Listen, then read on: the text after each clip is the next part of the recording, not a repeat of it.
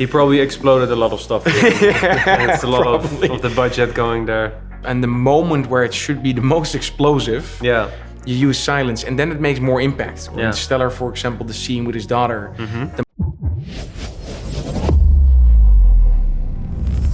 Hey guys, welcome back to another Composers React, and we are back with Jelle Jansen. Hello. Jelle and we made a lot of electronic music together, and you are still making a ton of great tracks under the alter ego Humanol. Yes. So for everybody that loves kind of this electronic beats, progressive, melodic techno, electronica, check it out. It's a mesmerizing world of electronic beats, so check it.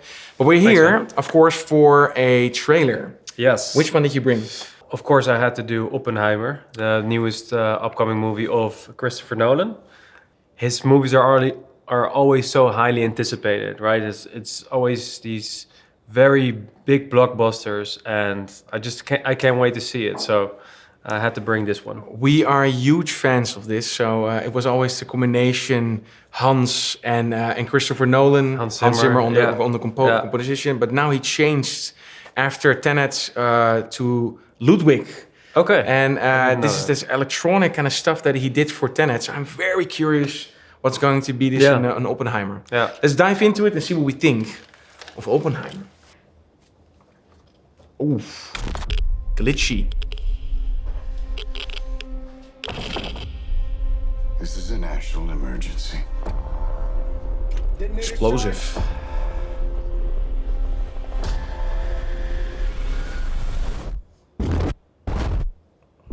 Minimalistic. We're in a race against the Nazis.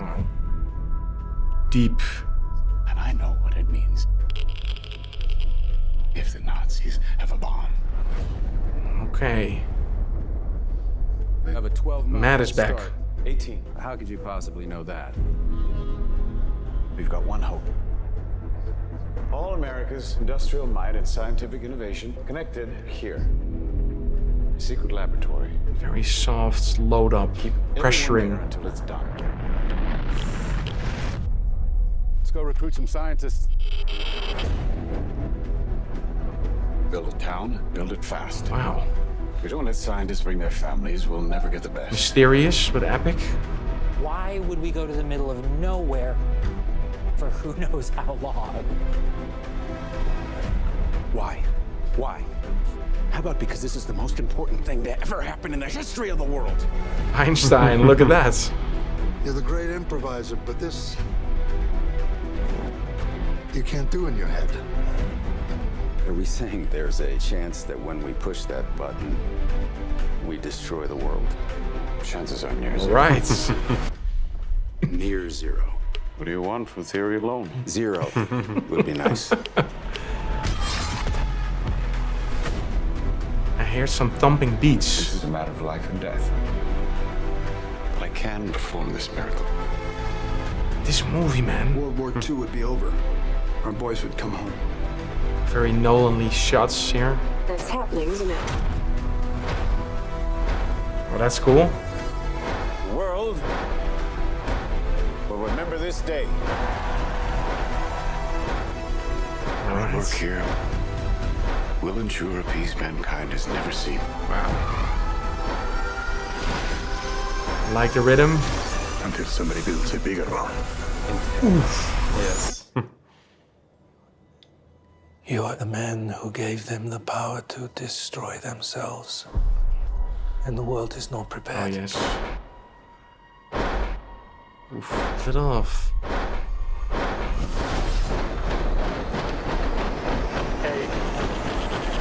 7, 6. Beautiful. 5, 4, 3. Truman needs to know what's next. 2. What's next? Big cast as well, huh? Yeah.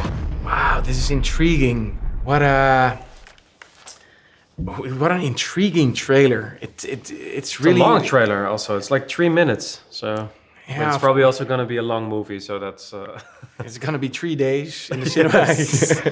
No, but Yeah, I think Nolan is the trailers also that they're releasing for his movies are quite artistic on itself. Of course, very logical. You have the meter sounds that you have for what is it? The nuclear reaction. You also have it in Chernobyl. What is it again? It measures the amount of.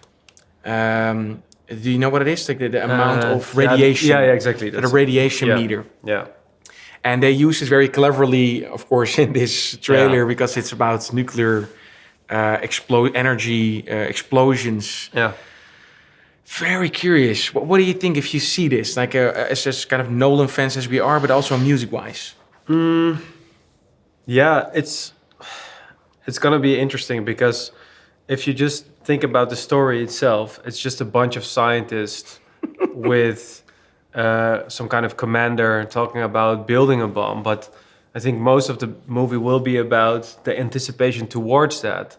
So I think it's a very challenging movie in that sense. For even though you see a lot of flashes of the bomb, I don't think that's going to be a big part of the movie. So it's going to be interesting to see how he's going to keep it interesting, because of course Tenet, Inception, Interstellar, they were all so full of you had these spaceships, you had war, basically you have really a lot of more action shots. And it appears to me here it's more of you see courtrooms, you see a lot of scientific labs and stuff. So it's going to be, I think, a little bit of a different movie for him than the other ones. So if you see this, of course, like the action is explosive or maybe even implosive. But if you think about the music, so he changed, of course, and I think it has to do with Hans Zimmer needed to do Dune. He already accepted that job to do Dune, and then Tenet was in the making, and I heard that. Nolan needed to ask somebody else, so he went for Ludwig. Yeah. And Ludwig is now also doing this. Yeah. Now he has the difficult task to make this kind of a story about history more action-packed. I'm not sure if it's going to be completely on the history, or if it does have a fantasy kind of twist to it, kind of what the director Quentin Tarantino. Yes. Quentin Tarantino does it a lot. So he uses some things. He uses and parts of twists history, and exactly. So I don't think so. I think knowing Nolan a bit and seeing his previous movies, I think he'll stick mostly to probably the story as it has been written, the history has been written, but we'll see. I don't know if the guy Ludwig, you said, if he also made the music for this trailer. Probably that's done by another company, or most of the time it is, of course. But could be that the anthem is in there already. That could be. It seems, if you look at the other trailers of Nolan, that he did it quite a lot. That he used something already from the original score. Yeah, that's true. But he did also have other trailers, like a trailer 3 or maybe a promo that was using a little bit more epic music to kind of blow up the story. Yeah.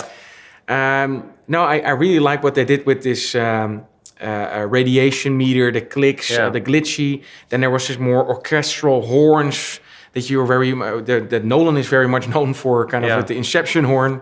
But he mixed it a little bit with this electronic thing. So therefore, I assume it is actually Ludwig doing it again. Yeah. How would you approach something like this? So let's say you need to compose something in this sense, very explosive. Would you keep it more sound designy, or would you say no, it needs to have a completely written soundtrack for this? Yeah, I don't know. I think using a combination as he has used now, it sounds very interesting.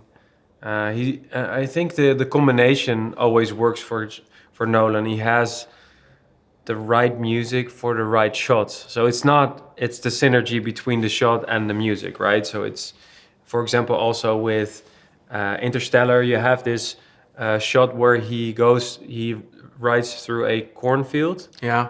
And then I think the arp of Hans Zimmer kicks in.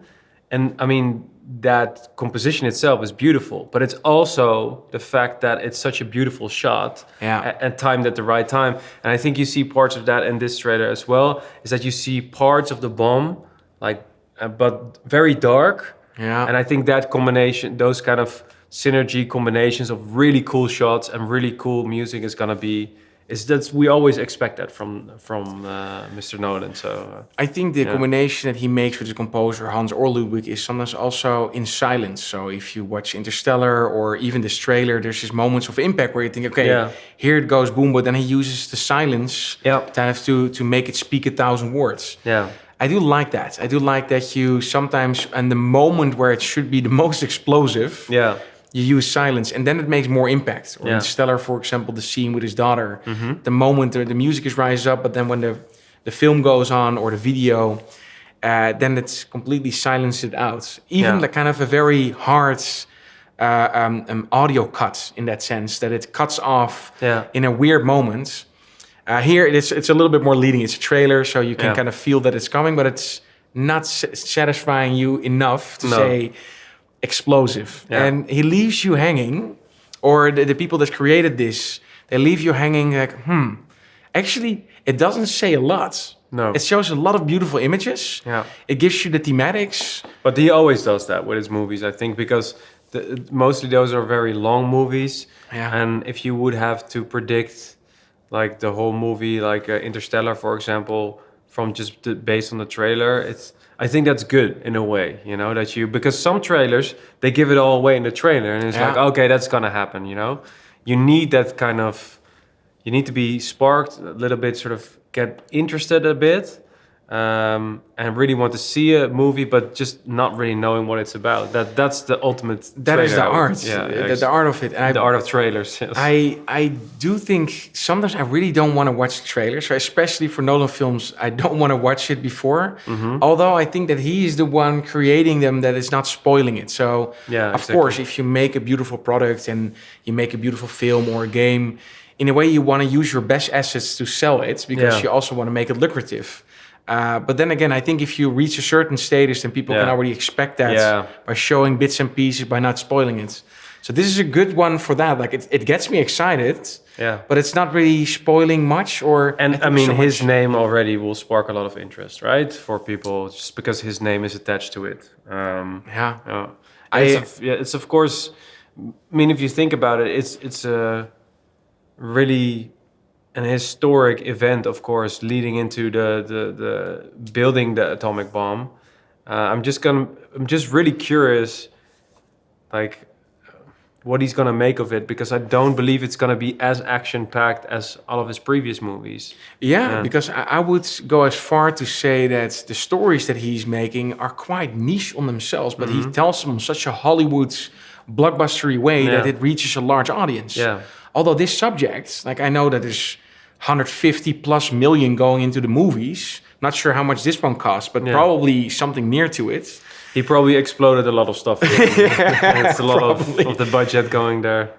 So maybe he's capturing you with kind of this big explosions that you're getting, or something visually appealing. But I'm very curious how this is gonna develop if this speaks to a larger audience, because this seems like quite of a niche story, or at least that it speaks to not as wide of an audience as, for example, maybe Interstellar does or Inception does. I'm intrigued. I'm definitely gonna watch this, and absolutely, I'm gonna go for IMAX. I want to have the full experience for this one, and see if it blows me away. Probably it does. Very curious what you think of Oppenheimer, and if you're gonna see it, what your feeling is on this movie. Or if you've already seen it, please let us know what you think of it. If you like these things and you'd like to know more about what we do as composers and kind of going more in deep dive in the creation of it, we have much more videos like that. Also, if you like it more in a podcast setup, we cut our highlights so you can kind of get some information on the industry. Please suggest if you have anything that you want to know from this world. For now, I want to thank you for watching and see you next time. Bye. Hey there, I appreciate you watching the video. If you like this one, check out this video or that video. And if you want to support the channel, make sure to click on top of my head on the logo and subscribe to the channel.